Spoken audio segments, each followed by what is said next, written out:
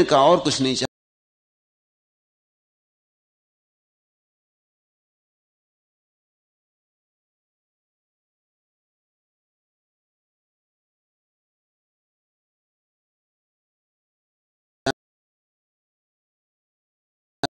अगर सम्राट हो और होने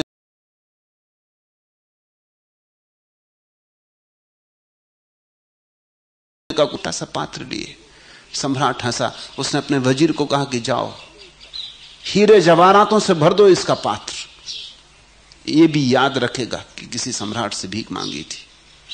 वो फकीर खड़ा हंसता याद रखेगा कि किसी सम्राट से भीख मांगी थी। वो फकीर खड़ा हंसता रहा। उसकी हंसी थोड़ी चोट भी करने लगी, उसके चेहरे पर बड़ा व्यंग था। और जब वजीर लाए हीरे जवाहरात से उसका पात्र भरा, तब सम्राट को समझ में आया कि झंझट हो गई। वे हीरे जवाहरात उसके पात्र में गिरे और खो गए। उसका पात्र खाली का खाली रहा। एक बड़ी मीठी सूफी कथा है यह। सम्राट तो पागल हो गया। उसने कहा कि चाहे सब लुट जाए मगर पात्र भर नहीं। भीड़ लग गई, सारी राजधानी इकट्ठी हो गई, भागे लोग चले आ रहे हैं। गांव भर में खबर फैल गई कि एक फकीर ने चुनौती दी है और सम्राट ने चुनौती स्वीकार कर ली और पात्र भरता नहीं। हीरे जवाहरात डाले गए, सोनी चांदी डाली गए, रुपए डाले गए, पैसे डाले गए, जो कुछ था सम्राट ने सब डाल दिया और पात्र खाली का खाली रहा। फिर तो हारा, पैरों पर गिर पड़ा और कहा मुझे क्षमा करो, लेकिन जाते जाते इतना बता दो इस पात्र का राज क्या है। उस फकीर ने कहा समझे नहीं, ये पात्र साधारण पात्र नहीं है, ये आदमी के मन से बनाया गया है, ये आदमी के हृदय से निर्मित है, ये आदमी की तृष्णा से बनाया गया। ये दुष्पूर है, इसे तुम भरते जाओ, ये खाली रहेगा। हंसना मत, क्योंकि कहानी बड़ी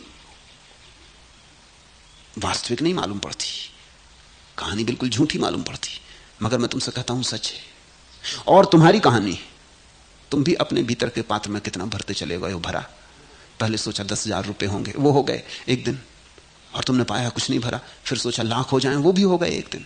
फिर भी तुमने पाया पात्र नहीं भरा। 10 लाख की सोचते थे, वो भी हो गए एक दिन। एंड्रू कार्नेगी अमेरिका का बड़ा अरबपति मरा, 10 अरब रुपए छोड़कर मरा, लेकिन असंतुष्ट मरा। 10 अरब, आदमी को तृप्त हो जाना चाहिए, वो और क्या चाहिए। लेकिन मरते वक्त किसी ने उससे पूछा कि कार्नेगी तुम तो संतुष्ट मर रहे होगे, क्योंकि तुमने तो इतना अपार राशि इकट्ठी की। और कार्नेगी गरीब घर से आया था, बाप की तरफ से एक पैसा नहीं मिला था, खुद के ही बल से 10 अरब रुपए छोड़ के गया। कार्नेगी ने आंख खोली, कहा क्या बात कर रहे हो, मैं असंतुष्ट मर रहा हूं, क्योंकि मेरी योजना 100 अरब रुपए इकट्ठे करने की थी। 10 अरब क्या हाल होता है, 90 अरब से हार के मर रहा हूं। कार्नेगी भी हारा हुआ मरता है, और सिकंदर भी हारा हुआ मरता है, और सब हारे हुए मरते हैं। यह कहानी बिल्कुल सच है, यह कहानी बिल्कुल झूठी मालूम पड़ती, और इससे सच कहानी खोजनी मुश्किल है। ये तुम अपने भीतर खोजना तो तुम पाओगे। सोचते थे ये स्त्री मिल जाए, ये पुरुष मिल जाए, सब तृप्ति हो जाएगी, बस फिर तो एक स्वर्ग बसा लेंगे, फिर तो छोटे से झोपड़े में ही स्वर्ग बस जाएगा। वो स्त्री मिल गई, अब फांसी लगी है और कुछ भी नहीं हो रहा। सोचे थे एक बच्चा पैदा हो जाए, एक बेटा होगा तो घर में किलकारी होगी, हंसी खुशी होगी, फूल झरेंगे। बेटा हो गया, अब सिर ठोंक रहे हैं। बूढ़ा बंस कबीर का उपजा पूत कमाल, अब ये कमाल पैदा हो गए, अब इनके साथ झंझट चल रही है। तुमने जो भी चाहा वो अगर ना हुआ तो शायद भ्रम बना रहे कि हो जाता तो सुख मिलता, अगर हो गया तो भ्रम टूट गया।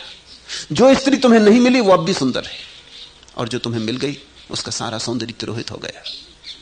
धन्य भागी हैं वे प्रेमी जिनको उनकी प्रेसी मिलती नहीं, इसलिए मजनू बड़े मजे में। अभागे हैं वे प्रेमी जिनको उनकी प्रेसी मिल जाती, मिली नहीं कि सब खत्म हुआ नहीं। जो तुमने चाहा मिलते ही व्यर्थ हो जाता है, क्योंकि कुछ भरता नहीं, मन भरता ही नहीं, मन का भरना स्वभाव नहीं। जिस दिन तुम्हें यह दिखाई पड़ेगा उस दिन तुम ऐसा ना कहोगे कि बहुत दुख है, उस दिन तुम ऐसा कहोगे जीवन दुख है। ओ हर सुबह जगाने वाले, ओ हर शाम सुलाने वाले, इतना दुख रचना था जग में तो फिर मुझे नैन मत देता। जिस दरवाजे गया मिले बैठे अभाव कुछ बने भिखारी, पतझर के घर गिरवी थी मन जो भी मोह गई फुलवारी। कोई था बदहाल धूप में, कोई था गमगीन छांव में, महलों से कुटियों तक दुख की थी हर सुख से रिश्तेदारी। यूं चलती थी हाट की, बिकते फूल दाम पाते थे माली, दीपों से ज्यादा अमीर थी उंगली दीप बुझाने वाली। और यहीं तक नहीं आड़ लेकर सोने के सिंहासन की, पूनम को बदचलन बताती थी मावस की रजनी काली। क्या अजीब थी प्यास की अपनी उम्र, पी रहा था हर प्याला, जीने की कोशिश में मरता जाता था हर जीने वाला। कहने को सब थे संबंधी, लेकिन थे आंधी के पत्ते, जब तक हों परिचित आपस में मुरझा जाती थी हर माला।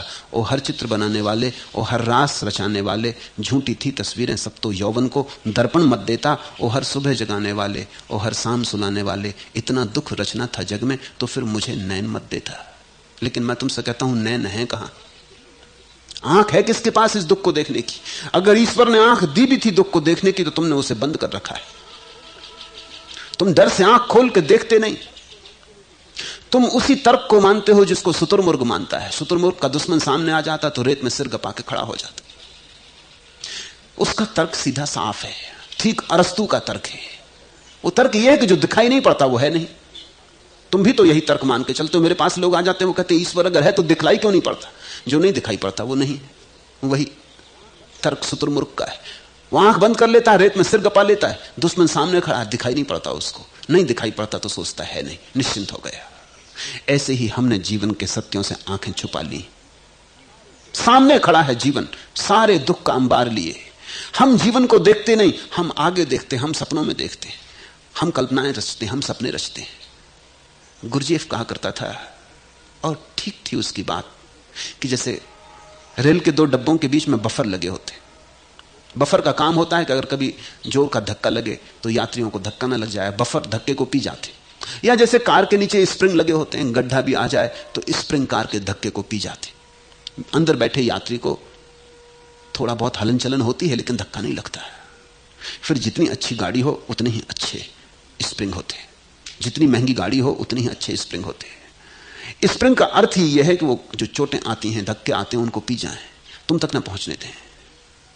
सपने हमारे बफर हैं।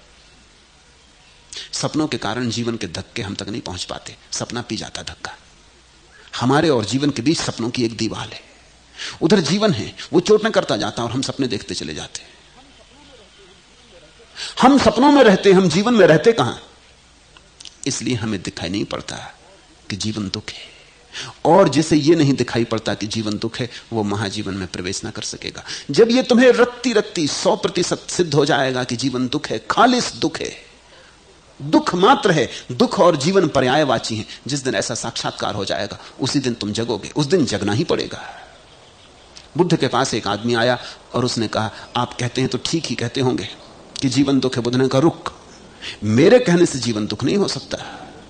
मेरे कहे को तू मान ले तो भी जीवन दुख नहीं हो सकता। तू कहता आप कहते तो ठीक ही कहते होंगे, तेरे कहने से जाहिर है कि तू राजी नहीं मेरी बात से। नहीं, उस आदमी ने कहा, जब आप जैसे पुरुष कहते हैं तो ठीक ही कहते होंगे।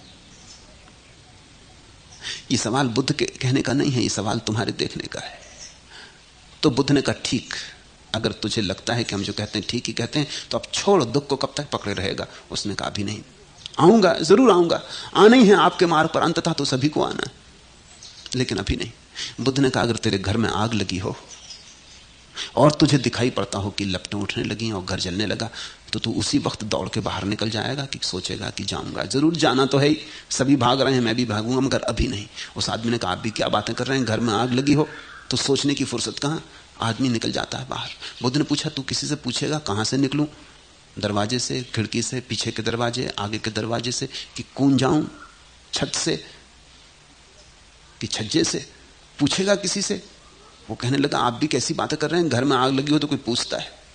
जहां से मिल जाए द्वार वहां से आदमी निकल जाता है। बुद्ध ने कहा, ऐसा ही जिस दिन तुझे जीवन का सत्य दिखाई पड़ेगा तू एक क्षण भी टाल ना सकेगा, निकल जाएगा, रुका ही नहीं जा सकता।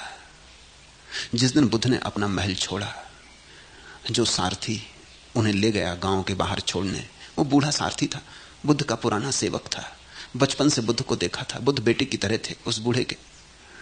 जब बुद्ध वहां उससे कहे कि तू अब वापस लौट जा रथ को लेकर, ये मेरे गहने भी तू ले जा, तेरी भेंट, तुझे पुरस्कार, ये मेरे कपड़े भी तू ले ले, क्योंकि अब इनकी मुझे कोई जरूरत ना होगी। और जब उन्होंने अपने बाल काटने शुरू हुए तो उसने कहा, आप ये क्या कर रहे हैं? उन्होंने कहा, ये बाल भी तू ले जा, क्योंकि अब इनकी क्या जरूरत होगी, उनके बड़े सुंदर बाल थे। अब मैं फकीर हो रहा हूं। वो बूढ़ा समझाने लगा कि बेटा रुक, आखिर मैं भी तेरे पिता की उम्र का हूं, मैंने तुझे बचपन से बड़ा किया, ये तू क्या कर रहा है? ऐसे सुंदर राजमहल को, ऐसी सुंदर पत्नी को, ऐसे सुंदर अभी अभी पैदा हुए बेटे को छोड़ के तू कहां जा रहा है? तू होश में है? एक बार लौट के तो देख। बुद्ध ने कहा मैं बहुत बार लौट के देखता हूं, लेकिन लपटों के सिवाय मुझे वहां कुछ भी दिखाई नहीं पड़ता, मेरा भवन जल रहा है। उस बूढ़े ने कहा मुझे तो कहीं कोई लपटें नहीं दिखाई पड़ रही। बुद्ध ने कहा इस आदमी को कि अगर तुझे लपटें दिखाई पड़ जाएं तो फिर तू रुकेगा नहीं, फिर स्थगित ना करेगा। स्थगित करने की तो तभी तक संभावना है जब तक लपटें दिखाई नहीं पड़ी। तुम्हें भी जिस दिन दिखाई पड़ जाएगा कि जीवन वस्तुतः दुख है, उस दिन एक क्षण रुक ना सकोगे। और बुद्ध अतिशयोक्ति नहीं करते। बुद्धत्व में कहां अतिशयोक्ति? हमें अतिशयोक्ति लग सकती है क्योंकि हमें लगता है कि इतने तक बात ठीक है कि जीवन में दुख है, चलो ये भी कहो कि बहुत है, मगर दुख ही दुख है, ये हमें बात घबराती, ये हम स्वीकार नहीं करना चाहते। कहीं तो सुख होगा, कुछ तो सुख होगा। हां सुख है आशा में, घटना में कभी भी नहीं, भविष्य में, वर्तमान में कभी भी नहीं। सुख है सपने में, और उसी सपने में लिपटे हम इस दुख को झेल लेते। इस दुख की चोट नहीं पड़ पाती। सपना तोड़ दें हम तो दुख की चोट हमें जगा देगी। दुख की चोट ही मनुष्य को बुद्धत्व की यात्रा पर ले जाती है।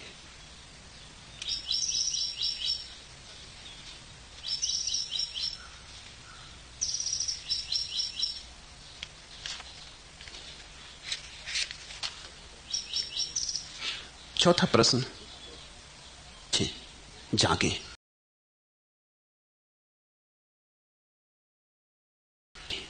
दुख है तो दुख क्यों है? दुख का मूल कहां है? दुख का कारण क्या है? दुख है तो तुम किसी तरह उस दुख के मूल को सींच रहे हो। दुख है तो तुम किसी तरह सहारा दे रहे हो दुख को होने के लिए। दुख का विश्लेषण करें, जाग के समझें, और जैसे जैसे दिखाई पड़ने लगेगा किस किस तरह मैं अपने दुख को खुद संभाल रहा हूं, वैसे वैसे तुम्हारे हाथ दुख को संभालने से हटने लगेंगे। जिस दिन तुम अपने दुख को संभालना बंद कर दोगे, दुख का घड़ा अपने से गिरता है और फूट जाता है। दुख है क्योंकि तुम दुख को बना रहे हो। दुख ऐसे है जैसे एक आदमी साइकिल चलाता है, वो जब तक पैडल मारता है तभी तक साइकिल चलती है, पैडल मारना बंद कर दे साइकिल रुक जाती। खैर थोड़ी बहुत दूर चली भी जाए शायद पैदल मारना रोकने के बाद, पुराने गति के आधार से, मगर ज्यादा देर नहीं चल सकती। क्यों? क्योंकि पैडल मारे बिना साइकिल चलेगी कैसे? दुख का जो चाक है उसे तुम चला रहे हो, मगर किसी भांति तुमने ये देखना बंद कर दिया कि हम उसे चला रहे हैं। तुम सदा एक तरकीब करते हो, जब भी तुम दुखी होते हो तुम सोचते हो कोई तुम्हें दुखी कर रहा है। पति दुखी, वो सोचता पत्नी दुखी कर रही, बाप दुखी, वो सोचता बेटा दुखी कर रहा है। कोई ना कोई पर तुम दुख को टाल देते हो कि कोई मुझे दुखी कर रहा है। बस यही तुम्हारी तरकीब है, इससे दुख बचा रहता है। जिस दिन तुम देखोगे गौर से, तुम पाओगे दुखी मैं कर रहा हूं, कोई मुझे कैसे दुखी कर सकता है? किसकी सामर्थ्य है तुम्हें दुखी करने की? तुम्हें कोई ना तो दुखी कर सकता, ना कोई सुखी कर सकता। तुम्हारी स्वतंत्रता परम है। समझो किसी आदमी ने गाली दे दी, अब तो बात साफ है कि ना ये गाली देता ना हम दुखी होते। इतनी ऊपर ऊपर बातें साफ नहीं होती। अगर ये आदमी गाली देता है और तुम दुखी होने को तैयार नहीं, तो तुम गाली देने पर भी दुखी ना होगे। तुम हंस के चले जाओगे, तुम कहोगे पागल, इसको क्या हुआ बेचारे को,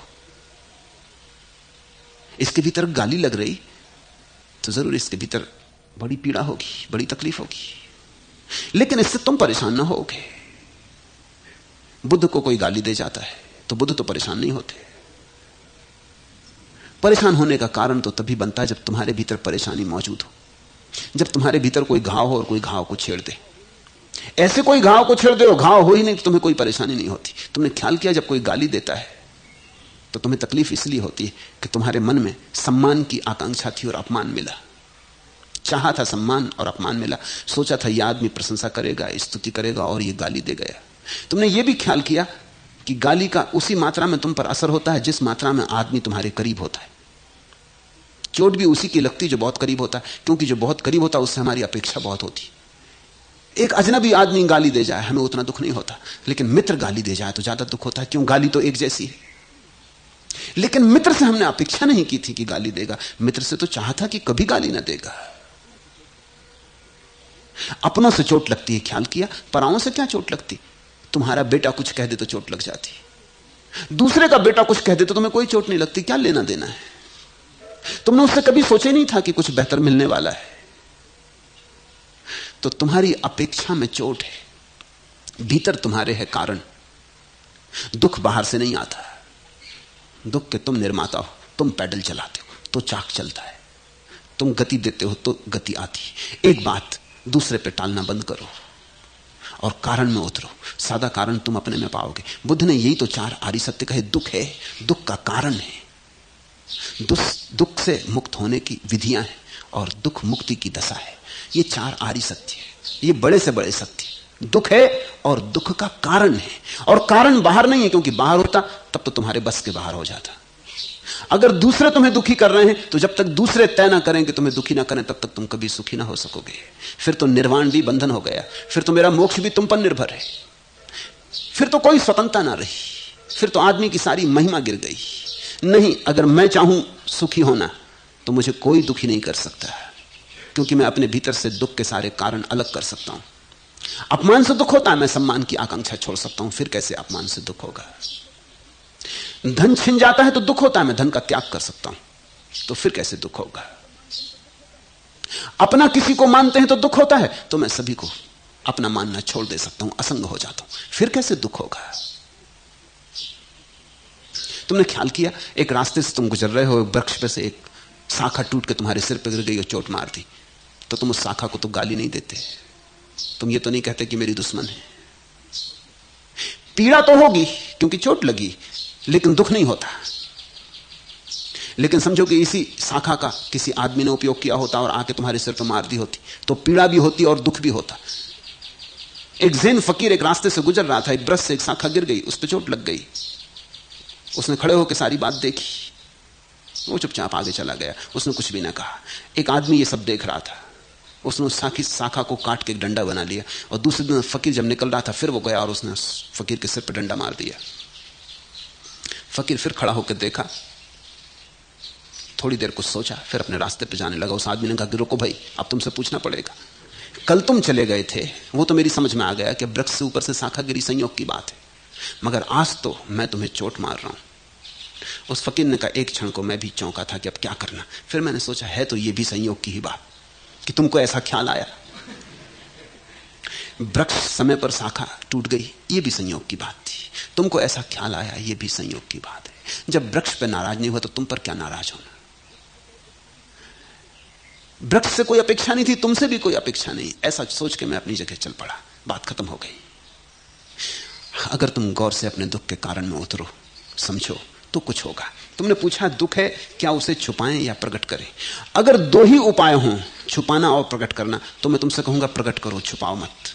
मगर तीसरा उपाय है, समझो, जागो, देखो।